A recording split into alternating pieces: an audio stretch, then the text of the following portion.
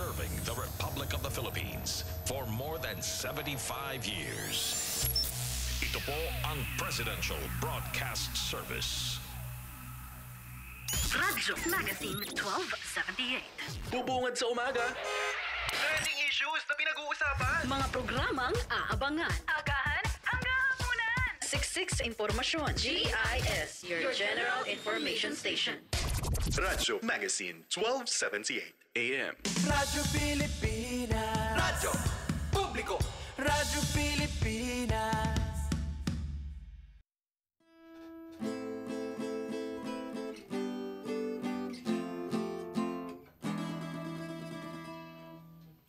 Pag-ibig, basta nang ginawa mo, winasa ang abang puso ko. Tulutan ang sabog ko lamang sa'yo. Bihagi ang dalagang ito.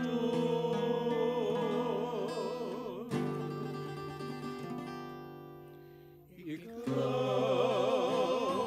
ang aking panaginip. Ikaw ang tibok ng ibig. Puso'y umibig, dinggin umawi, tila tagu'y pag-ibig.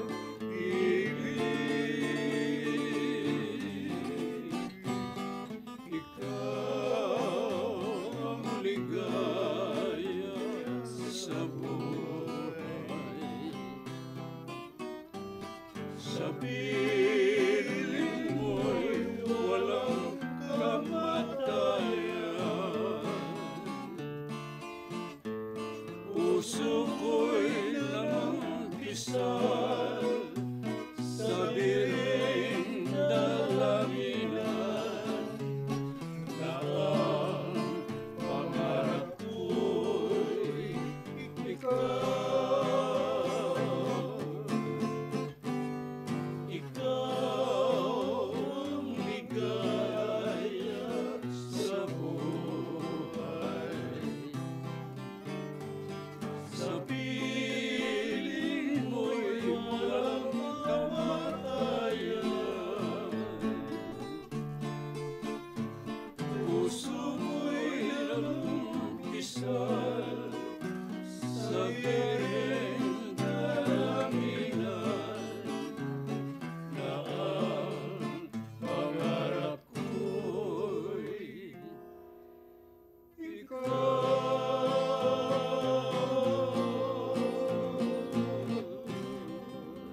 Ayan, limang tinig ng Kundi Man at Iba Pa. Ikaw. Kuya, bati ka. Magandang hapon, gabi po sa inyong lahat. Masayang pakikinig at panonood. Ikaw, Biping. Magandang gabi po sa inyong lahat na nakikinig ng Kundi Man at Iba Pa. Ayan, bati mo yung mga kababayan mo doon. Oh, yes.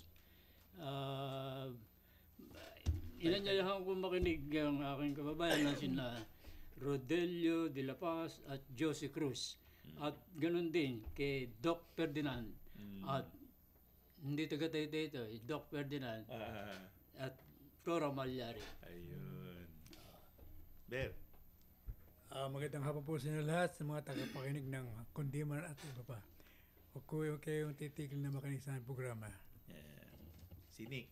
Magandang hapon po sa lahat ng nakikinig, mga pamangkin ko dyan sa Bisaya, mga pinsang ko. Kasi Ma'am Au pala binabati ko si Ma'am Au, malaking Awaligada. Oo. Okay. Yung tinuruan mo mag-violin, nasa Japan na. Japan na. Si Mark Christopher. Ayun, binabati ko rin siyempre. Salamat po sa inyong tuwa. Sige. Salamat po sa naitulong mo. Siyempre, binabati natin si Christopher Kurong na sa Japan na ngayon at doon nagtatrabaho na sila ngayon doon, no? At Awa ng Diyos, natupad yung pangarap niya.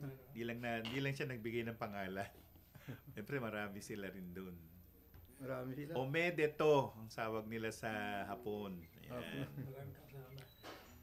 Inaalay namin ang programa na ito kay PBS Director Dindo Amparo, station manager natin na si Marinela Texon, si Tekman natin na nasa doon sa may aquarium, si Julius Ungab, yung kasunod natin kanina si Maru Rosero, si Hazel Morada, Cheche Ayuste, kumusta na kayo? Yung misis ko, si Simply ba, si Rad Sambatla, si Ate Violiap, hindi kami nakita kanina. JB Yap, nasa Quezon ngayon.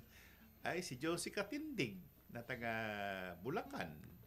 Si Ellen Mariano, si Jomar Itura, Mina Aragon, yan yung nagdi-deliver sa atin ng pagkain. Si Cora Malyari, yun. Si Christopher Coronga, si Tess Osorio, si Ben Blones, si Romel Alarcon, nando sa isang istasyon. Si Manuel Francisco na nag-aano sa atin, umaalalay din sa atin. Si Jaser Reyes, si Mark Maralit na ano ninyo. Si si Sam Reyes at si Rona Esperanza. Yun. Ang susunod na awit ay si Piping de Leon. Ikaw lamang ang mamahalin.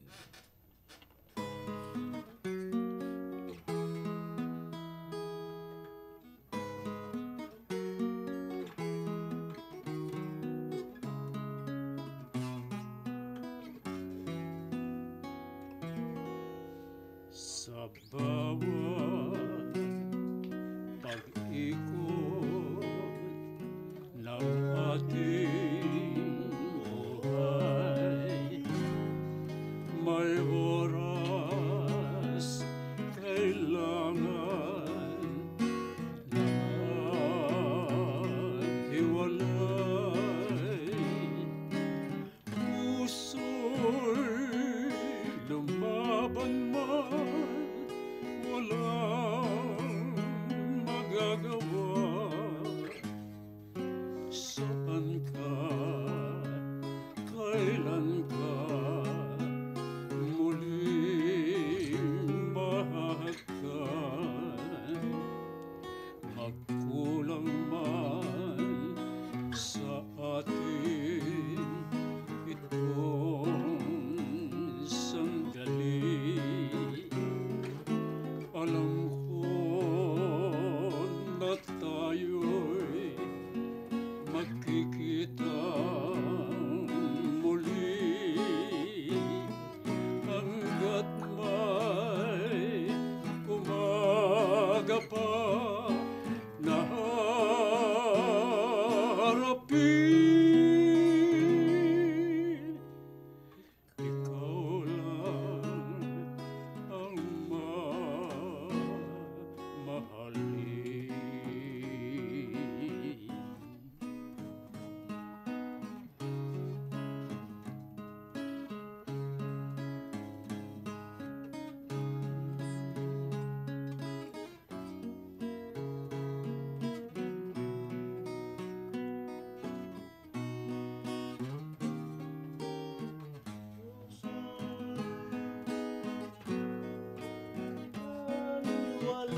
Puso'y lumaban man, walang magagawa. Saan ka, kailan ka muling mahagkan? Magkulang man sa atin itong sandali. Alam ko na tayo'y magkikita muli,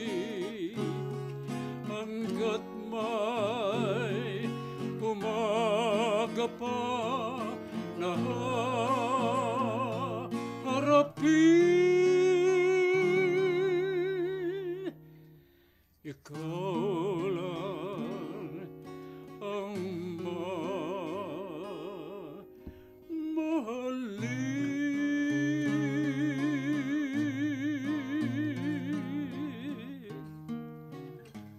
Ayun, male version ni Lani Misalucha. Si Peping De Leon. Ikaw lamang ang mamahalin. Susunod na awit ay si Verdayap, Luha sa Hating Gabi. Yan.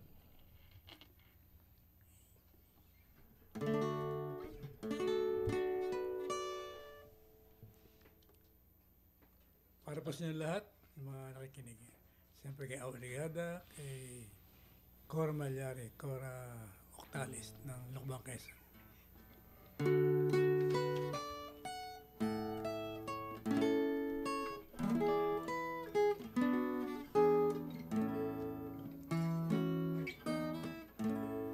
Sa ating gabing madilim, kung ikaw ay biglang magising sa bulong ng hanging waring, halik ng isang pag-ilim, ay alalahanin mo rin ang puso ko'y dumaraing, nasa gitna ng pag-ibig ko'y baka magtaksi.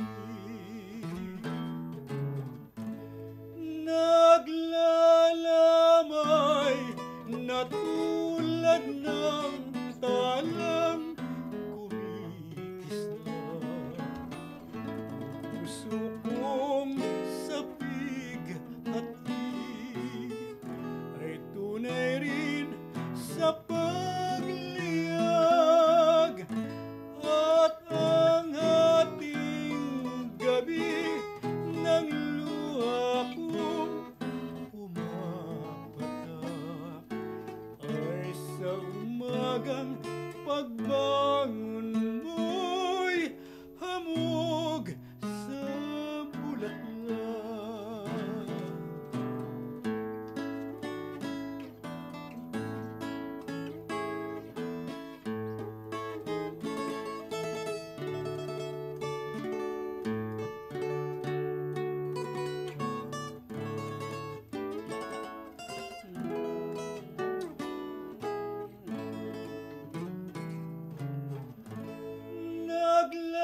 Naglalamay na tulad ng talang kumikisla, ang puso kong sapig at hig ay tunay rin sa pagliyag,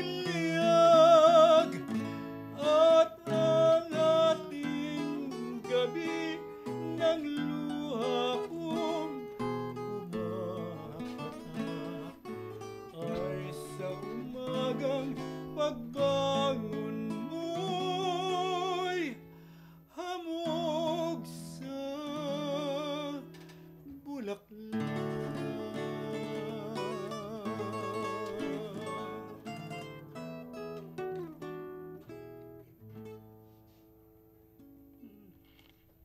Radyo Pilipinas Magazine, 1278. Radyo Pilipinas.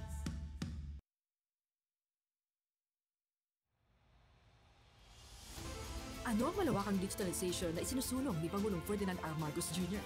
Bakit ito mahalaga? Digitalization will support the government's data-driven and science-based planning and decision-making. It is the greatest, most powerful tool, just to improve the ease of doing business, but also against many forms of graft and corruption. Ang Phase 4 Pilot 6 ay magpapatuloy sa mga lugar mula Central Visayas hanggang Bar. Hangad ni Pangulong Ferdinand R. Marcos Jr. ang lipunang moderno, malikhain at kaya makipagsabayan sa mabilis na pagbabago ng teknolohiya. At dahil sa digitalization, mas magiging transparent at customer-focused ang ating government services. Tuloy ang paglalakbay tungo sa bayang digital sa isang bagong Pilipinas na makatao, makabago at progresibo.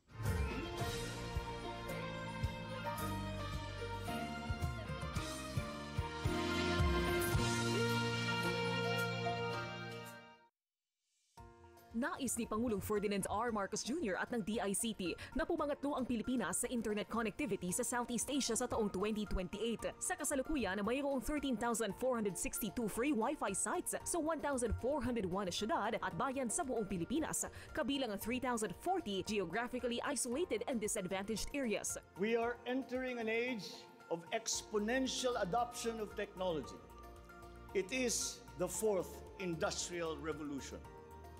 This will be characterized by the infusion of technology into almost every facet of our lives. Tuloy ang paglalakbay tungo sa bayang digital sa isang bagong Pilipinas na makatao, makabago. Kalusugan ang pinakamahalagang yaman at ano pa man ang estado sa lipunan, bawat isa pangangalagaan, walang maiiwan dahil sa bagong Pilipinas, bawat buhay mahalaga. 11 months after his administration bilang kalihim, at may mga instructions siyang binigay sa akin. At ito ang pinaka-importanting gawin, ma-implementa yung Universal Healthcare Law or UHC, yung kalusugan ng lahat ng Pilipino. So naisip namin ang very important dito, yung unang pagpatingin sa doktor or primary care. So very important na magawa natin ito para lahat ng Pilipino, pag pumunta sila sa health facility, lalong-lalo na yung primary care, yung unang paggamutan, ay may doktor, may gamit, may laboratorio, at may access. So, yan, dan tayo tumutok at tinawag naming Department of Health Modernization for Health Equity. Yung lahat, mahirap ka man o mayaman, pwede kang pumunta sa pasilidad ng pamahalaan na hindi ka tatanggihan at mabibigyan ka ng sapat na lunas para sa iyong nararamdaman. Hindi pagpapaganda lamang, kundi kapakinabangan ng ating mga kababayan ang ginagawang rehabilitasyon ng Ilog Pasig. Kaya mayroong mga commercial spaces, mga modernong amenities. Ang Pasig Bigyang Buhay Muli project ni Pangulong Ferdinand R. Marcos Jr. tatapusin ito sa loob ng 3 taon. Ito po ay para sa susunod ng mga henerasyon na harinawa ang proyektong ating maiiwan ay ehemplo ng ating sundan. Bagong buhay para sa Pasig River, bagong mukha ng pag-asa at pagunlad para sa bagong Pilipinas. Hindi lamang bahay kundi 1.7 milyong hanap buhay ang nililikha taon-taon ng 4PH o Pambansang Pabahay Pilipino Program ni Pangulong Ferdinand R. Marcos Jr. Bawat isang bahay na maibibigay ng programa, 80 industriya ang matutulungan. Sila ang mga naghahanap buhay at mga trabahador sa sektor ng konstruksyon hanggang sa mga supplier. At dahil nangunguna ang Pilipinas sa world risk gaya ng mga bagyo at lindol, hindi tinitipid. Imbes mas pinatatatag ang mga proyektong bahay. With a focused heart and the active collaboration of government, the private sector, and the people themselves, I'm confident that we will provide decent, affordable, and sustainable housing for our countrymen in the coming years. Sa bagong Pilipinas, ang bawat pabahay para sa Pilipino ay tahanan ng pag-asa, tahanan ng kinabukasan. Radyo Pilipinas. Radyo Publiko. Serbisyong kailangan, direkta mula lokal na pamahalaan. Mamangha sa mayaman nating sining, kultura at kasaysayan. Radyo Pilipinas Magazine, 1278 AM.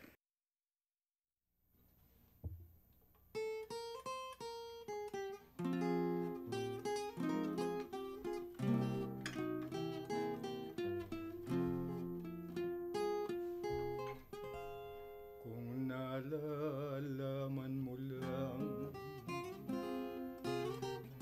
na ikaw giliw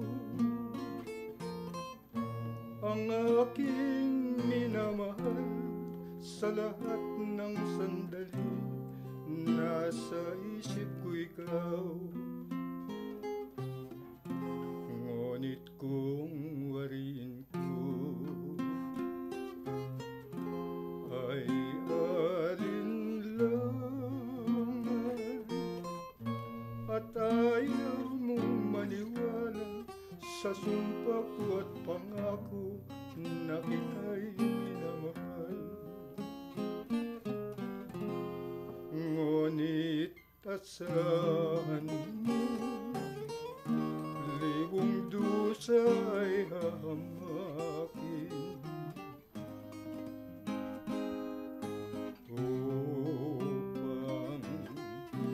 Lahat ng nais mong isundin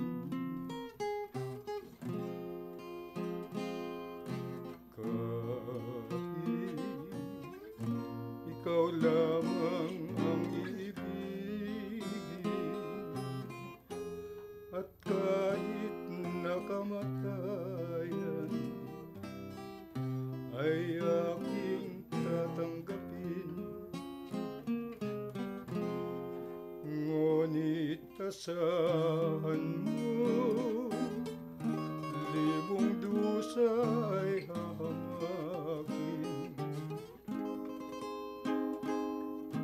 Upang lahat ng nais mo'y sundin,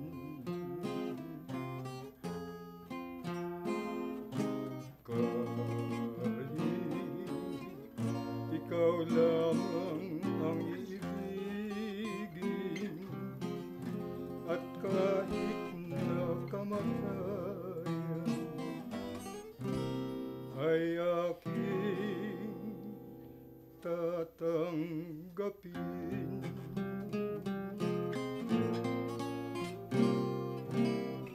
Yan po si Nico Rong, kung nalalaman mo lang. Ano kaya yun?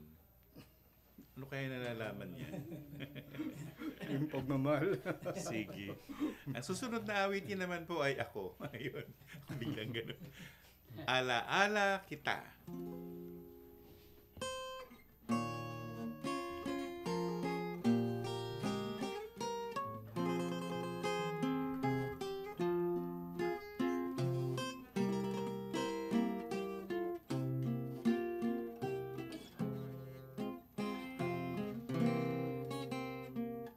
Sadyang kay tamis ng umibig, puso'y lagi ng kay saya. Lahat ng araw, ala-ala kita. Ikaw ang tibok ng dibdib, awit at pag-ibig mo giliw, ang tangi kong kaulayaw sa isa, ala-ala kita sa puso't diway pag-asa. Tanging ikaw ang lahat sa buhay ko. Wag mo sanang biguin ang puso ko. Ang sumpa ko ay hindi magbabago. Ikaw ang lahat sa buhay ko. Tanging ikaw ang lahat sa buhay ko. Huwag mo sanang biguin ang puso ko. Ang sumpa ko ay hindi magbabago. Ikaw ang lahat sa buhay ko.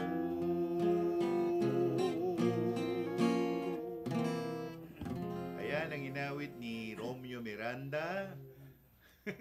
Hanggang ngayon, nagbibilang pa rin kami ng binti. Ayun, awitin naming limahan, tunay na tunay.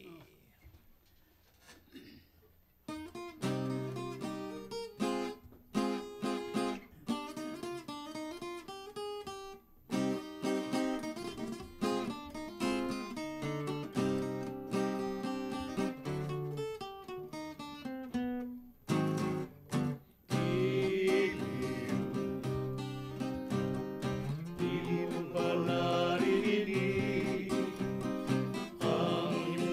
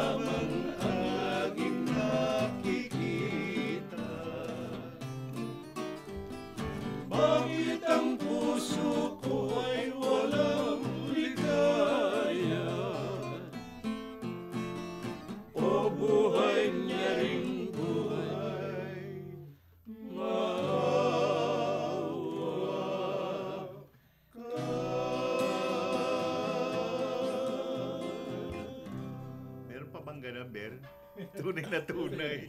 Wala na. Woo! Hindi, si Ver, ano na yan? Balo na yan. Ewan lang, mukhang may inaaligiran din to mama. Okay.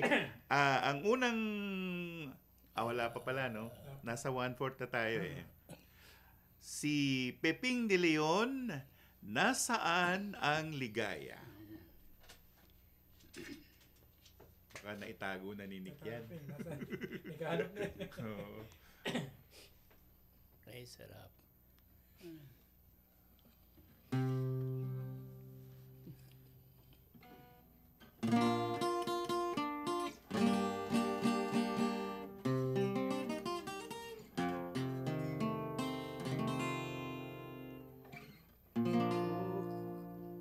Okay, sarap ng amihan na aking nararamdaman.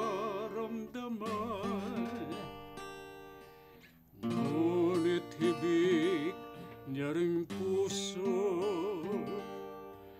ay lagi sa kalungkutan.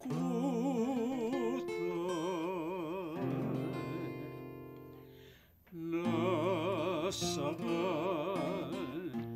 ang ligaya ng buhay? Puso ko'y laging may kalungkutan.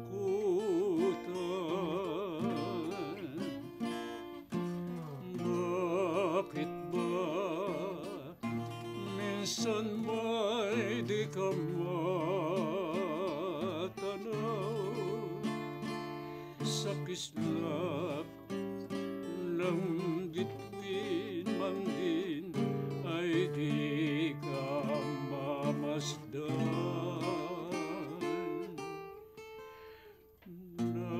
Nasaan ang wagas na pag-ibig?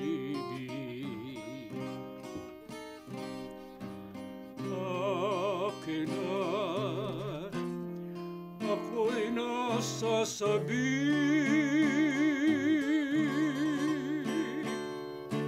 kung ikaw ang sa akin lalapit, ang ligaya ng buhay ay di mawawagli.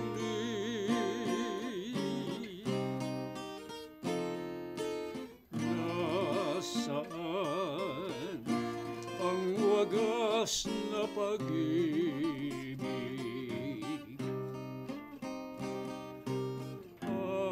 Akin at ako'y nasasabi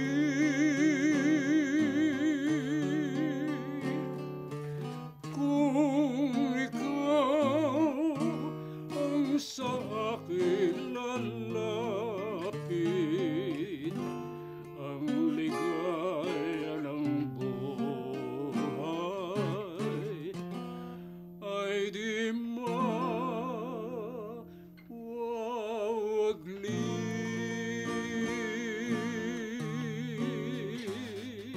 Nasaan ang ligaya ni Peping de Leon? Nawawala. Radyo Pilipinas Magazine, 1278. Radyo Pilipinas. Download the future. Bayang Digital ang bagong Pilipinas. The internet has now become the global marketplace, not only for goods, services, but also for ideas, even extending to our own personal interactions. Ang Free Public Internet Access Project o FPIAP ni Pangulong Ferdinand R. Marcos Jr. at ng Department of Information and Communications Technology ay may layuning makapaglagay ng 125,000 free Wi-Fi sites sa buong bansa sa 2028. We are entering an age of exponential adoption of technology. It is the fourth industrial revolution. This will be characterized by the infusion of technology into almost every facet of our lives. Konektado ang buong sambayanan. Walang Pilipino mapag-iiwanan. Bayang Digital ang bagong Pilipinas. Ngayong 2025, may 2,000 pamilya sa Bukawi, Bulacan na ang makakamit na ang pangarap na magkaroon ng matibay at disenteng bahay. Matatapos na ang ika-4 at ika-5 tower ng Bukawi Manor, isang 5 multi-level condominium na abot kaya ng mga informal settlers. Sabay-sabay natin sinisimulan ang pagpapatayo ng pambansang pabahay para sa Filipino Housing Project ng pamahalaan o 4PH sa 6 na bayan sa lalawigan ng Bulacan. Sa Bagong Pilipinas, pangarap mong bahay, bibigyang buhay ng 4PH program. Magnet sa Ilocos, Bicol Express sa Bicol, Lechon sa Cebu, mga katangi-tanging putahing Pilipino na umakit sa panlasa ng mga turista. Food, culture, heritage, the arts, education, halal, Islamic traditions, dive, cruise, farm and ecotourism, even sports have now become potent subjects and products of a nation's tourism. Marami nang nailunsad na programa si Pangulong Ferdinand R. Marcos Jr. at ang DOT upang lalong lumakas ang gastronomy tourism sa bansa. Pinagtuunan din ng pansin ng ating pamahalaan ang wellness tourism na patuloy na lumalago ng 12% annually kumpara sa global average na 7% at nakapag-ambag ng 65 billion pesos sa ekonomiya. Sa Bagong Pilipinas ni Pangulong Ferdinand R. Marcos Jr., ang gastronomy tourism at wellness tourism ay magkaagapay para sa malakas at masiglang mamamayan. We must keep the momentum and aspire to build better, more. Ito ang panawagan ni Pangulong Ferdinand Marcos Jr. na patuloy na tinutugunan ng Philippine Economic Zone Authority o PEZA. Nalampasan ng ahensya noong 2024 ang investment target nito na 200 billion pesos with 214.176 billion pesos in approved investments in 2024. Mas mataas ng 21.89% kesa noong 2023. Patunay ng investor-friendly policy ng bansa sa pangunguna ng Pangulong Marcos. Sa nagbabagong Pilipinas, patuloy ang trabaho, patuloy ang pagbabago. Nakakatuwang isipin na patuloy ang paglago ng bilang ng mga turista taon-taon. Let us now go to tourism, because we in the Philippines have no less than 7,641 beautiful reasons to tap the potential of our tourism sector, for which our archipelagic nation is internationally renowned and from which many Filipinos derive their livelihood. Dahil sa mas maayos sa mga daan, pantalan at paliparan, mas napaganda ng Administrasyong Marcos Jr. at ng DOT ang overall experience sa mga turista. Nakapagtala ng 3.36 trillion pesos na kita ang Philippine tourism noong 2023 o 8.6% na ambag sa gross domestic product o GDP kumpara sa 5.1% lamang noong 2020 at mahigit 16.4 million na mga Pilipino ang nakinabang sa paglago ng turismo. Yan ang maunlad na turismo para sa Pilipino ni Pangulong Ferdinand R. Marcos Jr. Radyo Pilipinas. Radyo Publiko. Radyo Pilipinas. Tamang impormasyon. Pangkalusugan man o pagkakakitaan. Aliw na kwentuhan. Kabataan, kasama sa usapan. RG! Radyo Pilipinas Magazine, 1278.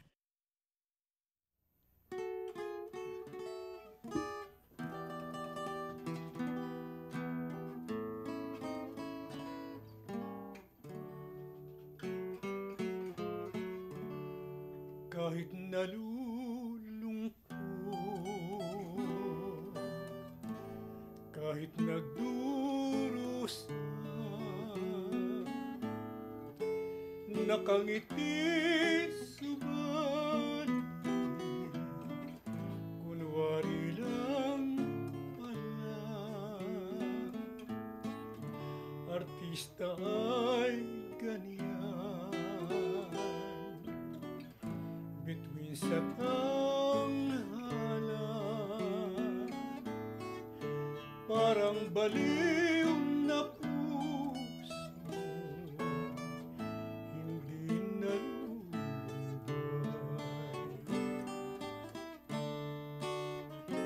Kahit na umibig ng totohanan, lalo nang naghihirap, ayaw paniwala.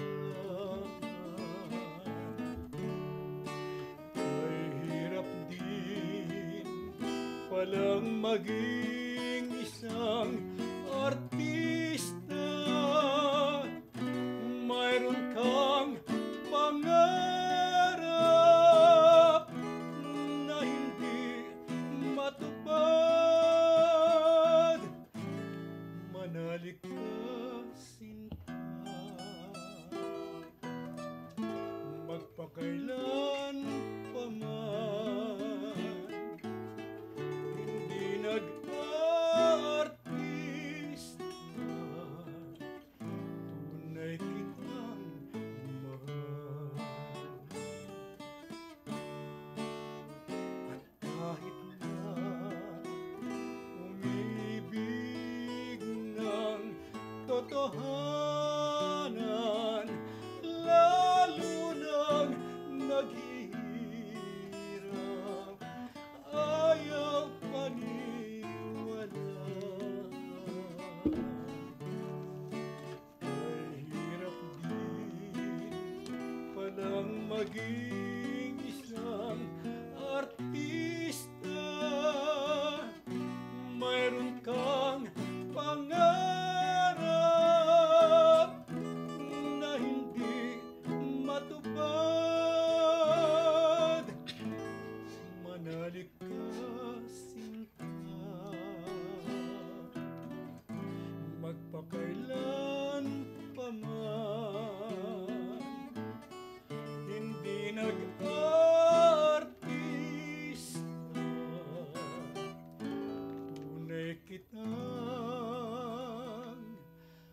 mahal.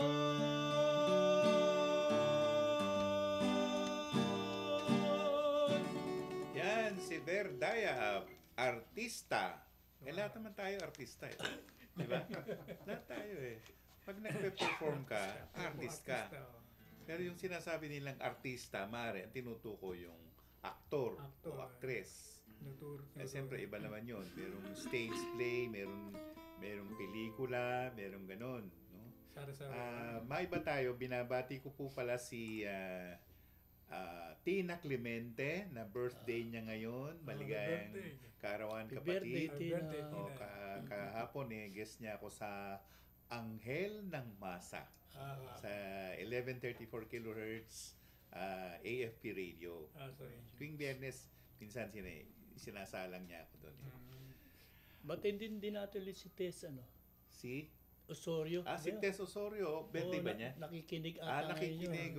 Kanina binati ko na siya Si Tess Osorio, tsaka si Christopher Corong. Kanina. Congratulations nga ako Pinabati ka na ni Kuya Tony mo. Pag sinabi kasi sa hapon na omedeto, congratulations. Ganun ang ibig sabihin nun. Kala nyo, nabumura ako. Hindi, no? Baka masensor tayo dito. Sunod naman na awit ay si Nicorong Pasubali.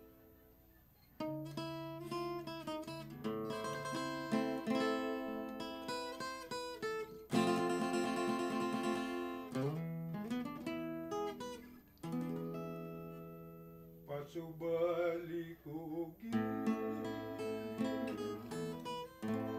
ay isang dalangin ng aking puso, kung dahil sa pagsinta, dinggin mo ang paliwanag.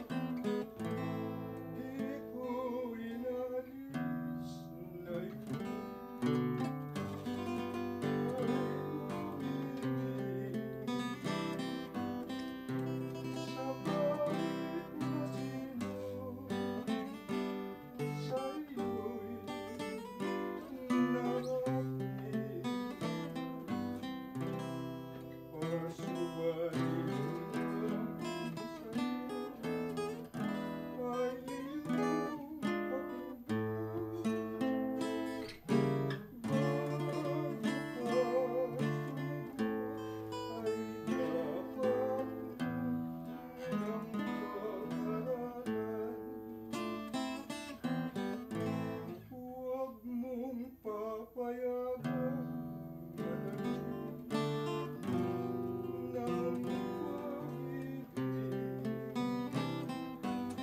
taglay na diwa nalibas ng isip. Dapat mong alagang ako ay hanggang maging huwag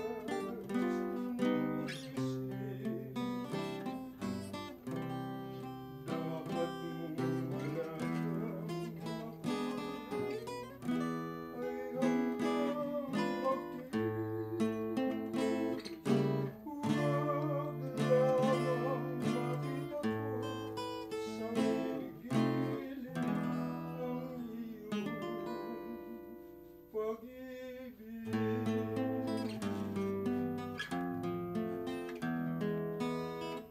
Si Nicorong Pasubali.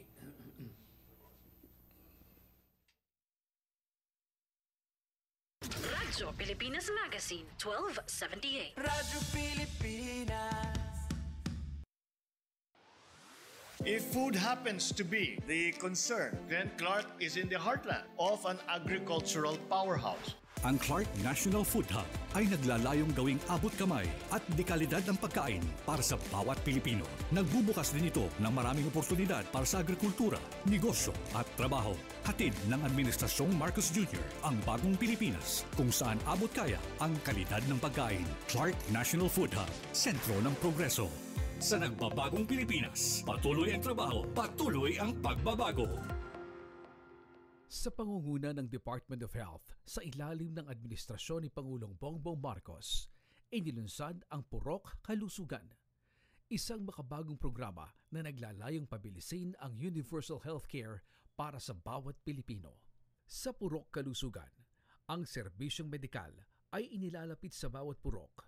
Ang mga lider ng komunidad ay katuwang ng DOH sa paghahanap ng mga nangangailangan ng serbisyong medikal. Magtatayo tayo ng dagdag na mga health center at ospital.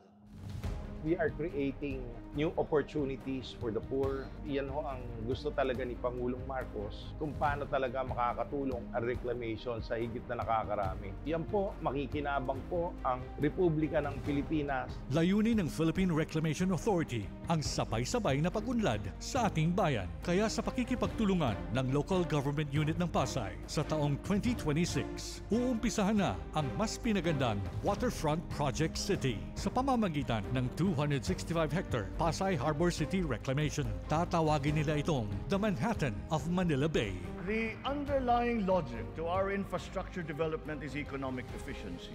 We are opening up all gateways to mobilize goods and services at less cost and in less time, and ultimately to drive the economy forward. Sa nagbabagong Pilipinas, tuloy ang trabaho, patuloy ang pagbabago.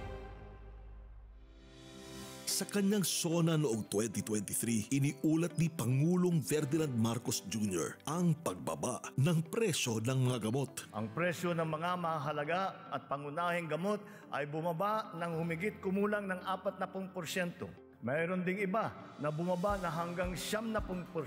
Nais ng Pangulo na magpatuloy ito, kaya't sa kanyang direktiba inilunsad ang Pharma Zones sa pangangasiwa ng Philippine Economic Zone Authority o PEZA. Paliwanag ni PEZA Director General Tereso Panga. Meron na tayong pinakaunang pharma park sa Tarlac. Ang akala kasi ng iba, we're just into medical devices. Pero actually, we're already into drug manufacturing. Sa Pharma Zones, mapapabilis ang proseso ng drug manufacturing. Magiging mas mura at accessible ang mga gamot. Ito ang hangad ng Pangulo para sa mamamayang Pilipino. Sa nagbabago Pilipinas, patuloy ang trabaho, patuloy ang pagbabago.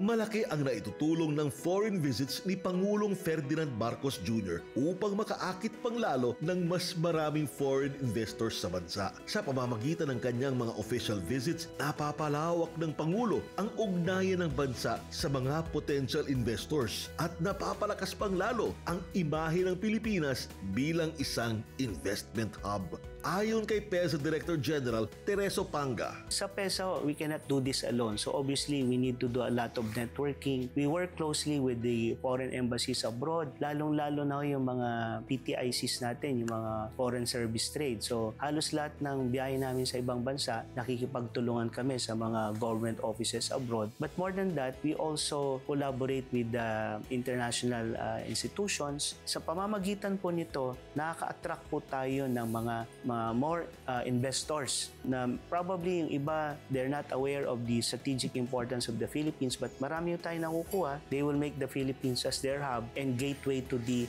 Asia-Pacific region. sa nagbabagong Pilipinas, patuloy ang trabaho, patuloy ang pagbabago. Showbiz! Ganap sa entertainment scene. Updated ka ba? Swak na budget recipes. Light na buong family. Talakayang makakalikasan. Anything under the sun.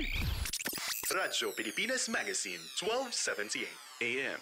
Radyo Pilipinas. Radyo Publiko. Radyo Pilipinas.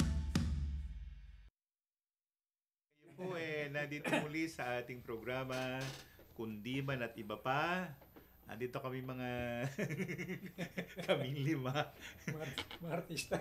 Si Berdayap, si Nico Rong, Eddie Suarez, Peping De Leon, at ako po. Then may kwento natin yung kanta kasi kanina ni Ber, yung artista. Dahil tayong 5 naranasan natin na yan eh. At talagang mahirap mag-artista. Kasi bago mag-artista, kailangan mong mag-aral. Pangalawa, dapat mong magmemorya ka ng linya. Hindi pwede ulyanin dyan. Nag-workshop pa. May workshop ka pa niyan. Kasi meron pang dress rehearsal. May dress rehearsal. At siyempre, ang daming aspeto. Yung boses, yung modulation, yung pag-arte, kung kailangan umiyak, kung kailangan maging mabagsik, o malumanay, o ang tawag naman namin doon ay nuances. May mga nuances yan na kailangan humikbi ka, iyak ang ganon.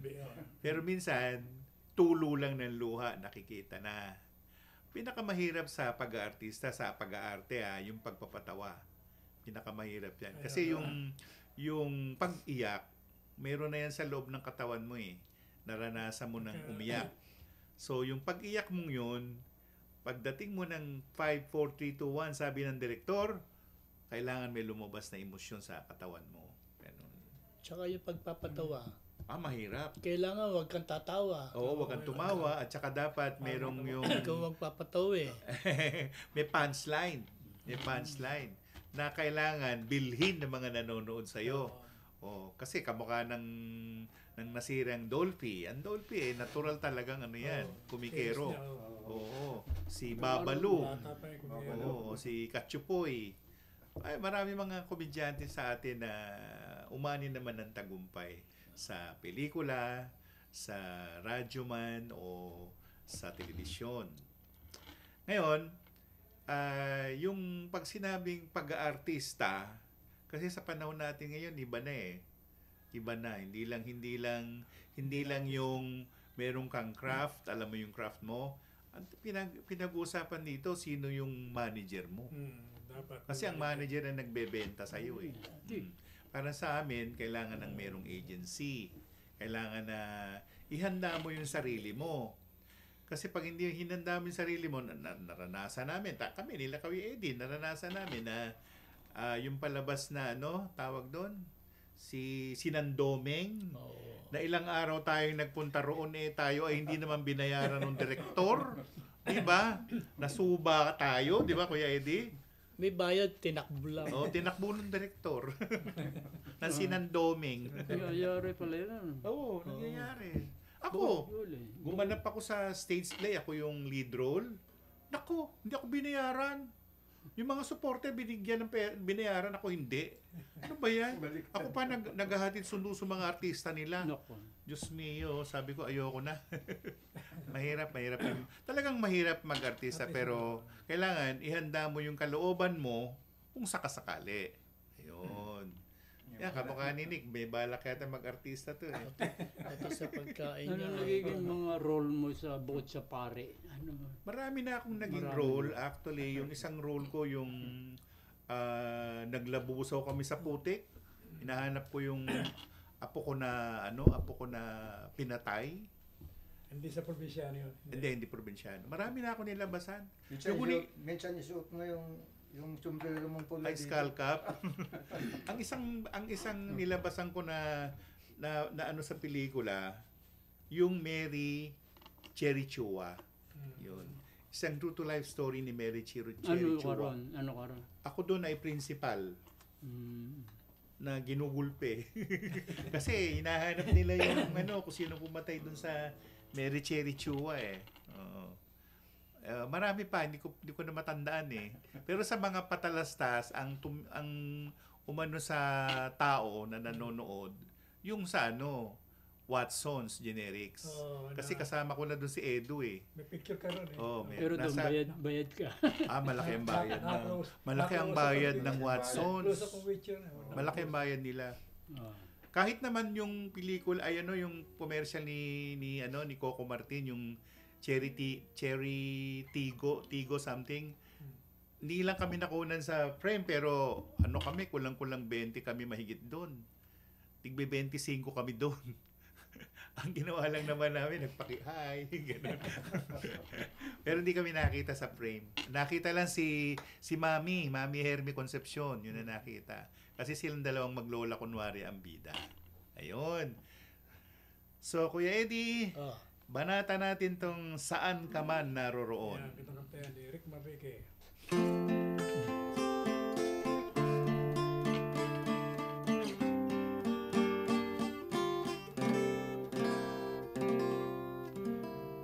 Saan ka man naroroon, sinta, pag-ibig kong tapat ang iyong madarama. Kailan pa man sa'yo'y dililimo,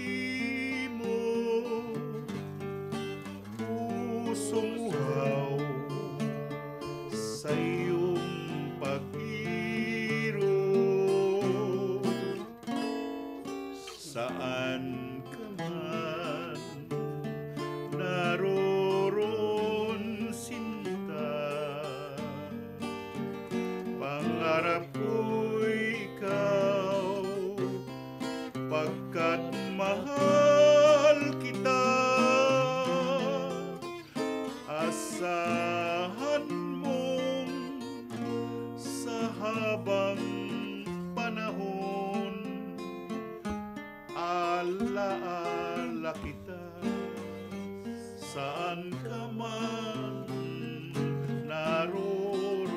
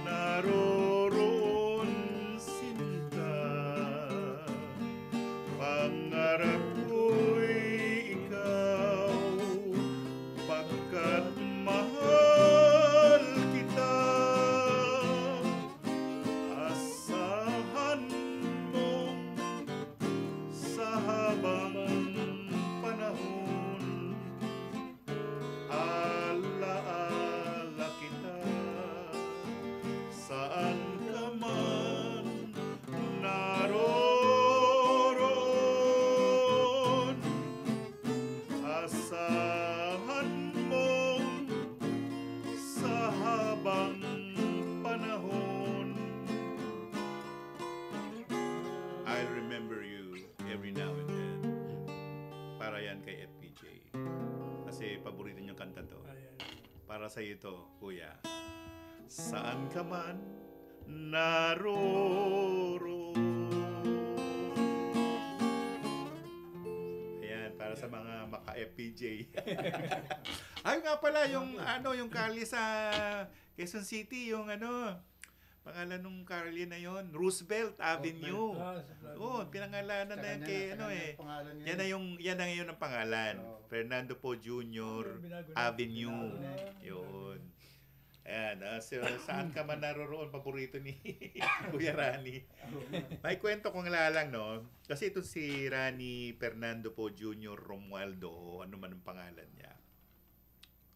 Mayroong akong isang kaibigan na mistisahing Chinese, no? Ang pangalan niya ay si Ava Engel. Nakapag-asawa to ng German. Naku, maraming kwento tungkol kay Kuya Rani. Totoo lang. Hindi lang sa napakabait ng nasirang artista, kung paano niya mahalin ang nasa ibaba. Yung ibig sabihin, ano lang yan, crooner o nagka-cameraman, lahat yan, may budget yan. Hindi yan tsaka yung sweldo talagang binibigay niya on time. Kaya maraming nakakamiss kay Rani po sa mga naganap, no? At bagay ako, nung nag-artista ako, hindi ko na inabutan eh. Patay na siya eh. Patay na. Pero ang mga nabutan ko, mga veteranang actress, yan sila Perla Bautista, nakasama ko yan. Ako pinag-aral pa ng Batangginyo. Kasi yung pelikula, na yan eh, sila Perla Bautista, tunay naman Batanggenya si Perla Bautista. Tapos itong si Eva Darren na napakabait, na nakasama ko sa Ipaglaban Mo. Sino pa ba yung nasirang si Spunky Manikan? Yan, nakasama ko din siya. Magpapakalawang bahagi na tayo ng Kundiman at iba pa. Radyo Pilipinas Magazine 1278. Radyo Pilipinas.